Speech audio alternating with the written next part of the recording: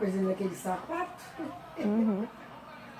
O Serginho dando força ali, o Olívio estava falando pra ele, calma, não adianta, aquilo que eu estava falando, ele estava com muita paciência, bloqueio russo, tem uma escola muito boa, a gente tem que ter a cabeça, a nitidez para colocar a bola no chão mesmo, estando com bloqueio simples. A equipe inteira, liderada, comandada pelo Bernardo Desejo, pelo Bernardinho, passando informações, cada um trabalhando um setor do time, sendo trabalho de equipe, numa semifinal de Olimpíada, vale o lugar na decisão do domingo. Bola fora. Cheguei até a parar no F aqui, mas a bola foi fora, é contra o brasileiro, terceiro. O Alec não tá aí, a cara dele de estudo, o técnico russo, será o brasileiro fazer a inversão.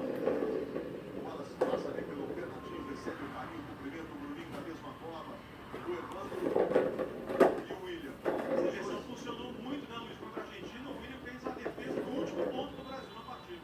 O William sempre entra muito bem, chamado de máquina pelos argentinos, tem muita experiência, 37 anos, tem uma carreira vitoriosa.